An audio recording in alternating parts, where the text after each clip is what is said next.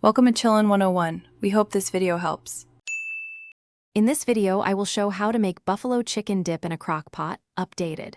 Start by softening 8 Oz cream cheese in the crock pot, then add 2 cups shredded chicken, 1 cup hot sauce, 1 cup ranch, and 1 cup shredded cheese. Stir gently to combine, cook on low for 2 hours, and stir once midway. Finish with extra cheese and chopped green onions for garnish before serving with chips or celery. Gather all ingredients before you start to keep the process smooth and stress-free.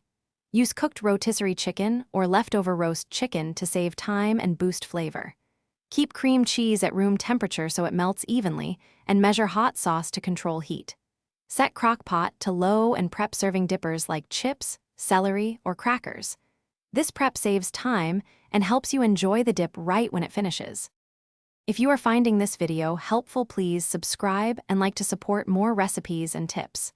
Quick recommendation: grab Little Tree's black ice to keep your car smelling fresh while you juggle kitchen duties, because a pleasant drive to the grocery store makes cooking feel easier. Check the description for the product link and other deals related to today's recipe. Thanks for the support. Now let's get back to the video.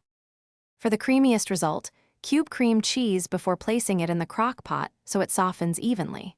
Use low heat for 2 hours to meld flavors without drying the dip, and stir gently halfway through to combine fully. Taste near the end and add more hot sauce, ranch, or cheese if needed to reach your preferred balance.